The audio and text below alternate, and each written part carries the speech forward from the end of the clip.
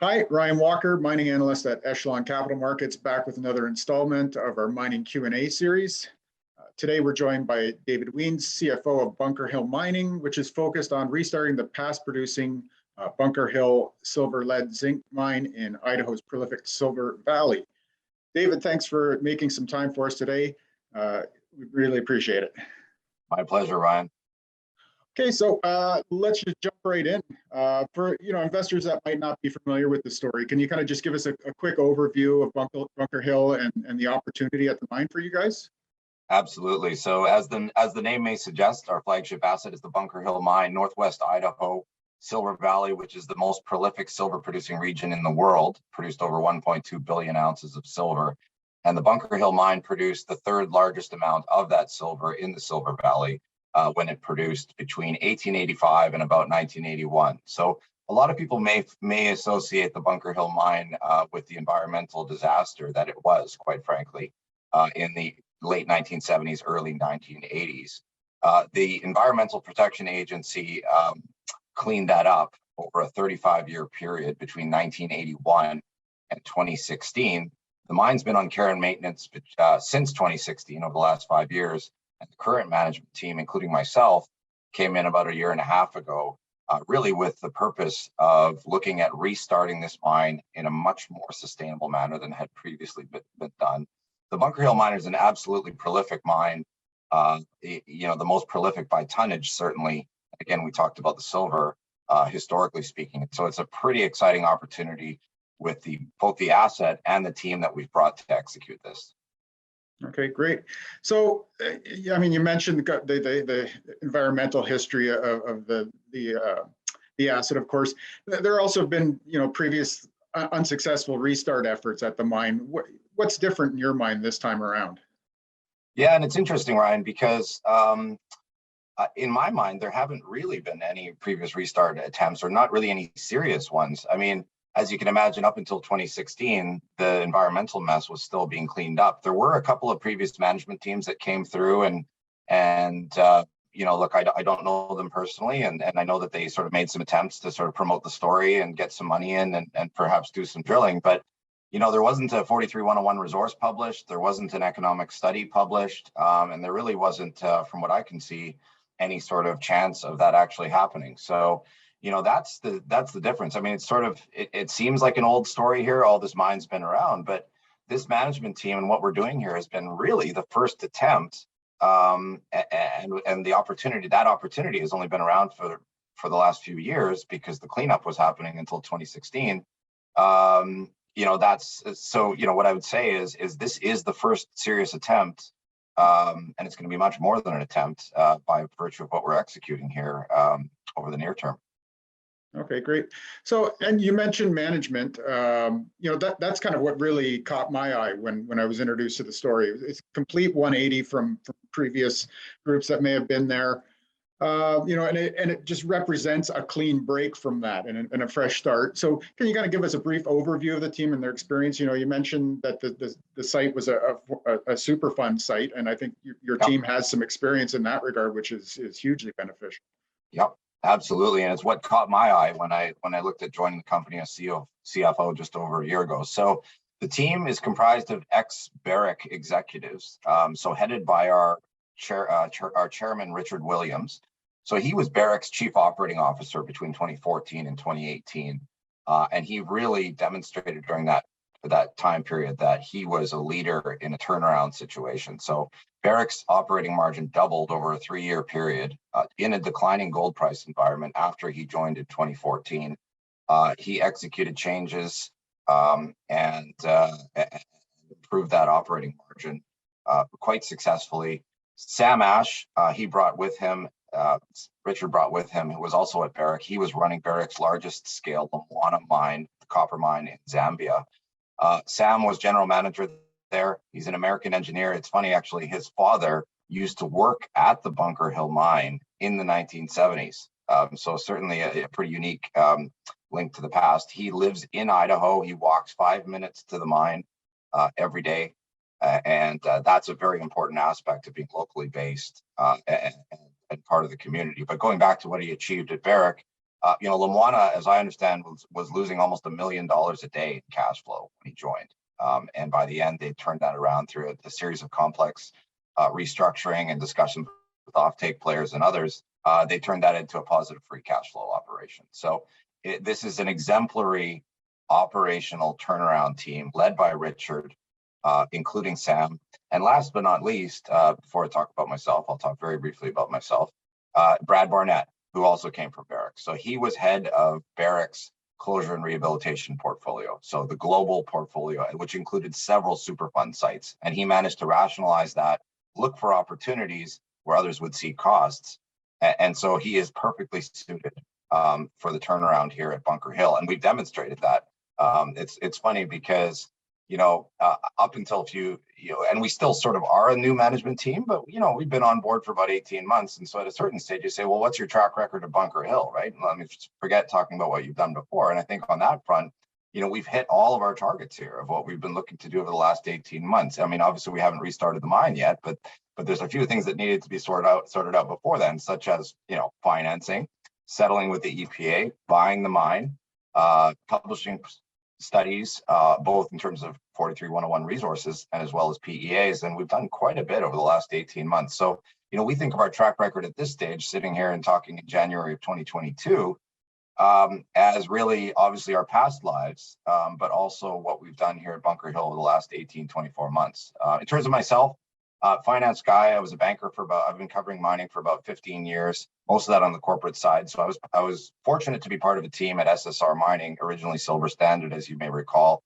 that helped really grow that company from a single asset with only a couple of years of mine life left in 2013 when I joined, to a portfolio of free cash flow positive long life assets. We met production and cost guidance 7 years in a row along the way.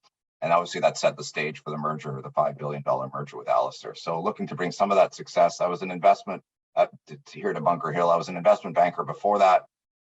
So I'd like to think I've achieved, a thing or two here together with the team, including the $50 million financing that we've got in place. So I'm pretty excited to be part of this team and moving this asset forward. Well, it's great. I mean, the team seems especially suited to the project. And, I as well have been around for about 15, 20 years in this business, and every corporate presentation I've ever seen says world-class management team. I think you guys can actually make that claim reasonably. Well, I appreciate that. I mean, look, it's a word that gets thrown around a lot, but I think the guys that I'm working with here, they're world-class, these guys. I mean, what they achieved at Barrick, what they achieved before Barrick, and what we've achieved together as a team here, I don't think anybody reasonably, and we've had a lot of skepticism, and it's been well deserved up until achieving these, that we could really turn this thing around. I mean, are you kidding me? Like Superfund site, you're a market cap of $40 million. How are you going to raise, you're going to raise more financing than your market cap? Like, this thing is a broken story. Well, it's not. It's actually a prolific asset that people, and you can see it in the numbers, which are getting better and better, and demonstrated that. You can see just sort of what sort of potential here. So, when this thing goes, and you're starting to see some momentum here, but it's really about to take off, we think. Okay. And speaking of takeoff, so really key to get the whole thing rolling here, you mentioned the EPA a couple of times, was getting a deal with the EPA.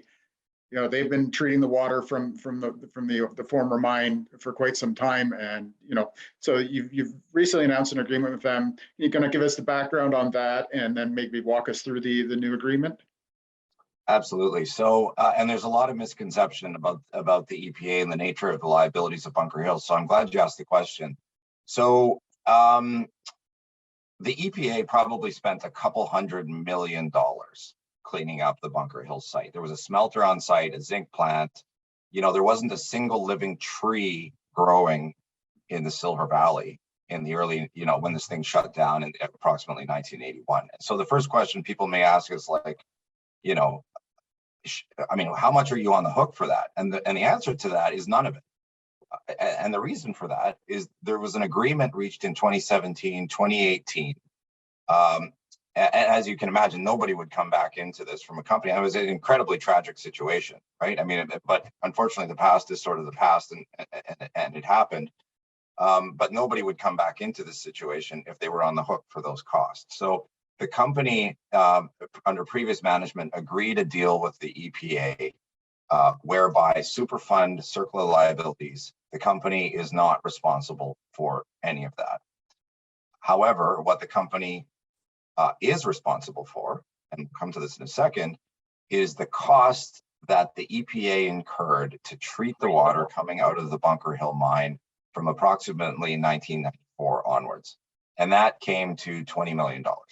So the company formally agreed that apart from this $20 million, there was no further liability. 1 million of the 20 was paid, leaving 19. And there was a payment schedule that was about $2 to $3 million a year. Long story short, the company couldn't make the payments. And so when the current management team, including myself, came in, we inherited this sort of situation where we were in arrears with the EPA on the agreed payment schedule. And so, as you can imagine, that relationship was quite damaged when we came in. And we were in a tough situation where, as a junior mining company, being, and as of now, we're completely in compliance, which I'll come to in a second, but we would be $11 million in arrears right now with the EPA on that $19 million. And so, as you can imagine, trying to do the restart efforts, buying the mine, covering working capital, doing restart, covering EPA, that's a very difficult situation to go to investors with to try to raise that money into that situation, right?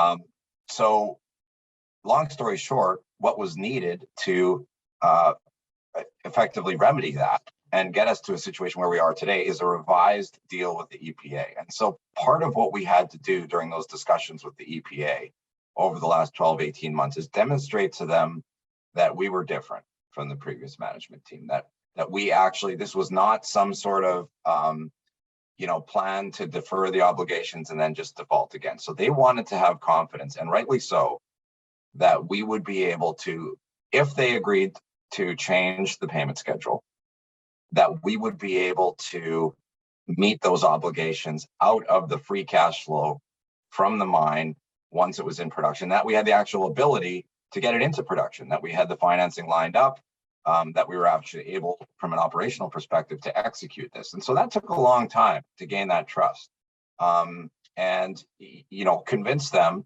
that this revised deal was in both parties' best interests. So that's exactly what we did. And the reason, and that comes to the announcement, and we announced that on December 20th. And the reason that was announced concurrent with the financing and the purchase of the mine is they all tie together, because part of that discussion was the EPA was, well, do you actually have the ability to finance this? Do you actually have the ability? We will potentially, and it took a lot of sign off internally, rightfully so. We faced a lot of skepticism to begin with.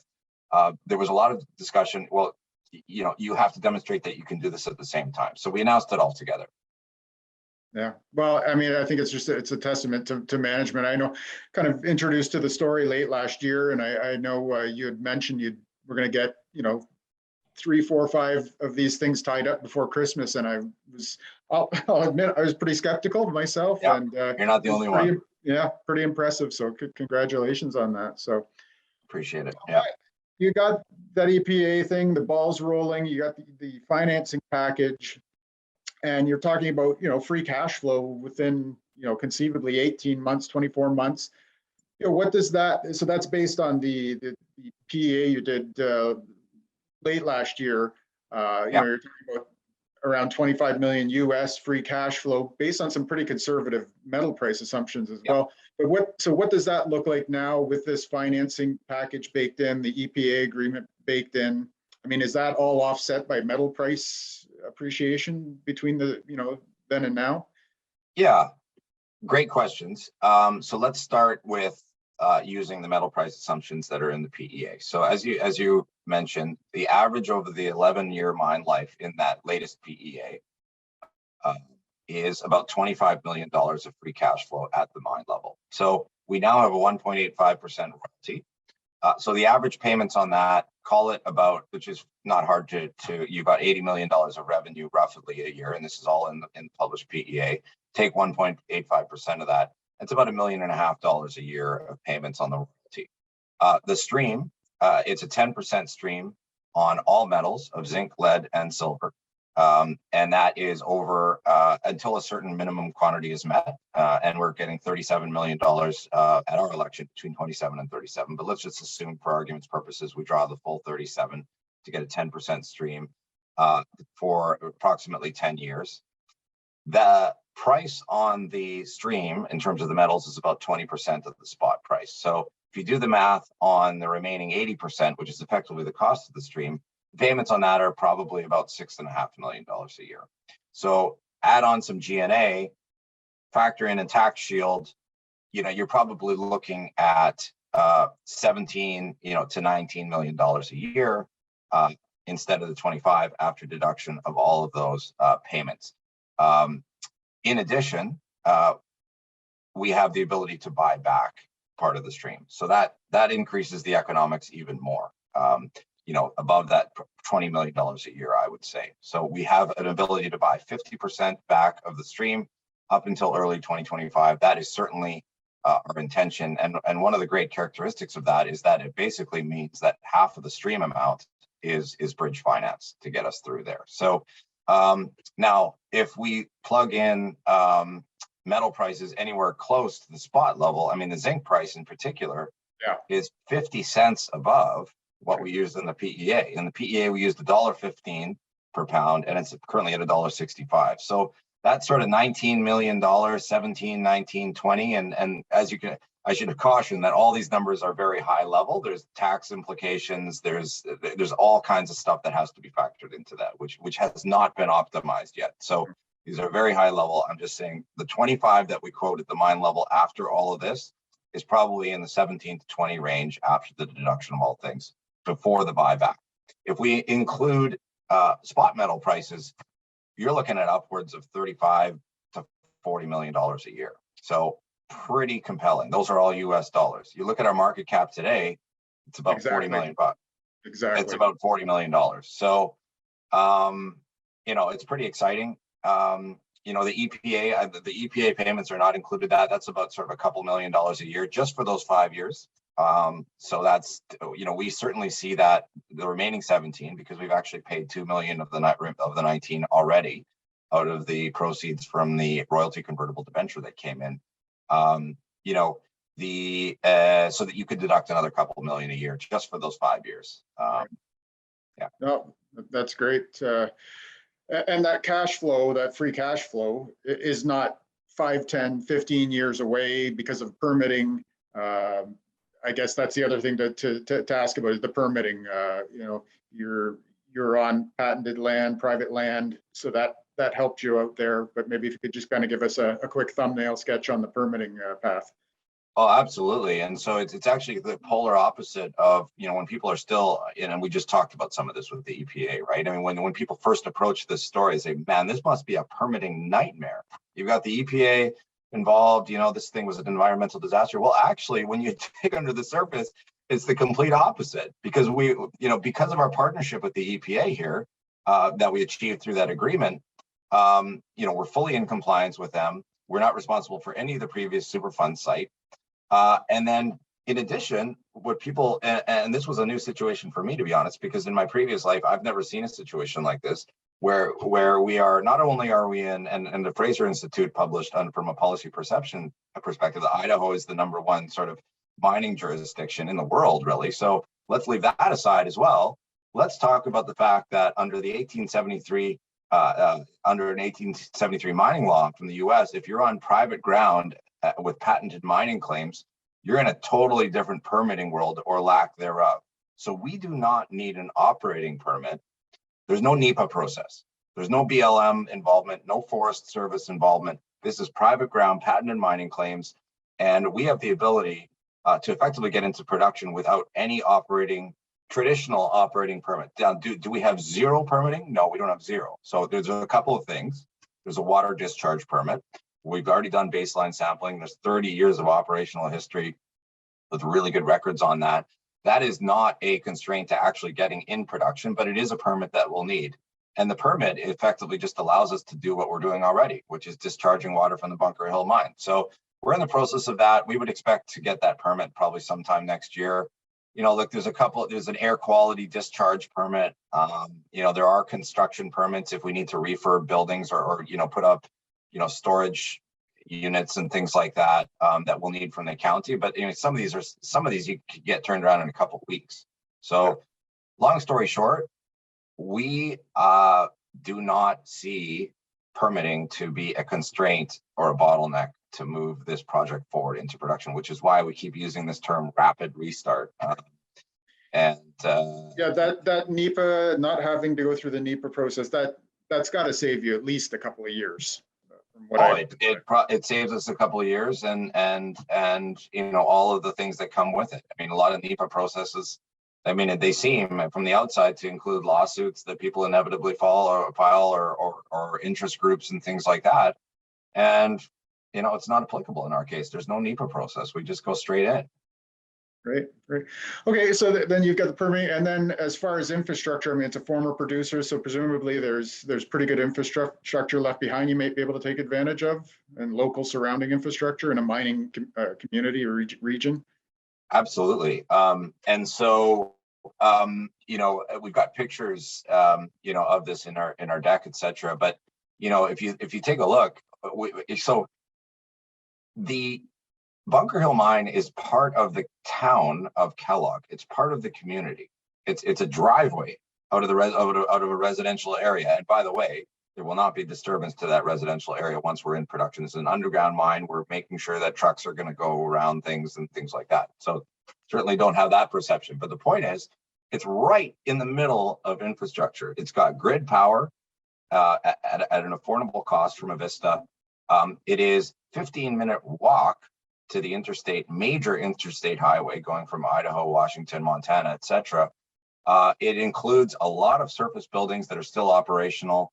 It's got a building right next to the administration building that could house the process plant, and we'll come to that in a second, and right by the mine tunnel entrance. And it's got operating rail going in. There's hundreds of miles of tunnels, which I know sounds like a lot, but it's actually a true stat. There are hundreds of miles of tunnels that we have access to. We could drive rubber tired equipment into stoping areas now. This is a brownfields restart where there is a massive amount of infrastructure in place still. Is there some rehabilitation that needs to be done in some development? Yes, there is. I'm not going to say that the entire mine is in impeccable condition. But it is a totally different situation than a greenfield project. And there's surface buildings, there's underground infrastructure that still works, and some of it needs some rehabilitation, but we factored all that in. Great. Okay. So, yeah, permitting, you never want to say a slam dunk, but a clear path to permitting. You've got the infrastructure head start. What's kind of the path forward for the next several months? Development can kind of be a boring period. Is there exploration potential that maybe you can kind of fill that news gap so that that there is some excitement to the story while you do kind of the boring development work? Yeah, no, there absolutely is, Ryan. So I think let's touch on exploration sort of last, because that actually leads into another project that we've got that's easy to forget that we're entering into outside of the Bunker Hill Mine in Colorado. Where we see a lot of exploration potential. But coming back to the news flow, you're going to see a lot of news flow over the next few months as it relates to. So a lot of things like awarding of EPCM contract, appointment of a general manager, met test studies, geotech studies, plant engineering. I think a big one that we're quite excited about announcing, can't say too much, but this is at this very point in time, but it is a process plant solution. So we've been telegraphing this to the market for a while here, and I'd love to tell you the details here, but we are in the process of securing a process plant that is exactly fit for purpose at Bunker Hill, which is the one area that the mine doesn't have right now. There's no process plant. And so this is going to put to bed, I think, people's concerns, if you can even call them that, on a number of fronts. It ties into the whole inflation thing. There's an inflation. Right. So, think about the long lead times and supply chain things going on right now. Do you have to order a plant 2 years ahead of time? When is it going to arrive? You know, is there going to be a massive CapEx blowout on this and that? And so what we're doing is working on securing a process plant solution that is in relatively close proximity, that's fit for purpose, that has records, and that actually could result in even a CapEx savings. Forget about a CapEx blowout. So, Yeah, well, you know, that would help yeah, you stand out for sure of late. exactly. So I think that to your question about news flow, in addition to all the stuff you'd expect on development as we move towards that, and what we think is a formal construction decision in probably the second quarter, together with a pre-feasibility study, you will see things around securing the process plant, awarding, you know, contracts and things like that. Another one is we're finally looking to upgrade to the TSX venture. So this is something that has been in the works for a while, and has, you know, I'll be completely honest, a little bit of frustration for us as a management team. So, you know, the part of the, and we understand why there are, you know, certainly requirements which absolutely should be. And so one of those, just to be more clear what I'm talking about here, one of the concerns that the TSX venture has had, and it's rightfully placed, is the working capital balance on the balance sheet. So this is just taking current assets minus current liabilities. And so as you can imagine, being $11 million in arrears with the EPA, which we no longer are, but have been up until now, that puts the working capital balance into negative territory. And so, you know, that doesn't quite fit the box of, you know, the TSXV, and for good reason. And so with that resolved, you know, we are in the process of further discussions with them. These things always take time, but we do see a path forward, you know, to potentially being listed on the TSX venture sooner or later, which is something that, you know, is for me at least as well. We've accomplished pretty much everything else that we've said we were going to do, and that to me is kind of like the last. I mean, and then we've got all the development stuff, and you know, we'll continue that. But to me, that's sort of the last tick box that I'd like to get here in the near term. And I think a lot of investors would like to see that, and rightfully so as well, because it opens up, you know, pathway for more liquidity, investment from bigger funds, and it opens up moving, you know, a pathway over the longer term towards moving to a senior exchange as this company grows. Great. Wow. And I'll come back to exploration because I said I would. We have a earn-in option for a gold project in Colorado, past producing district, only produced until the early 1900s, and then shut down around World War II. But, you know, some pretty exciting type of grades that they were mining there historically, 23 grams a ton gold, and pretty prospective district. We're looking at plans there potentially for this year to convert what would be a historical reserve to 43-101 standards. We may look at some initial drilling there that could, you know, have some very low hanging fruit at a low cost to have some pretty nice hits there. So there's certainly some exploration upside there, and there's lots of exploration upside at Bunker Hill, massive amount. We just published our geophysics survey, and we found some large scale shallow anomalies. I mean, which really proved, I mean, Bunker Hill is a massive land package, and you know, this shows that the mineralization extends potentially well beyond the historical footprint of the 900-acre mine. So, yeah. Great. Well, what a very exciting story. You know, congratulations on all the success so far. We look forward to following and seeing more success. Look, I don't know how many stories are as compelling when you can conceivably cash flow the market cap of the company in the relative near term. That's a pretty compelling investment opportunity there. So we'd encourage investors to take a deeper look at the story. And again, we appreciate you taking the time today, and we'll look to follow up with you maybe in a couple months down the road, do another interview and see where we sit then. That'd be fantastic, Ryan. I really appreciate you taking the time to give me an opportunity to present on behalf of the company, and we're pretty excited about what we're doing, and we're going to just keep executing. I mean, that's what we do. That's what gets us up every morning, and we're going to just keep going. Great. Well, thank you very much. Appreciate it. Take Thanks care. very much.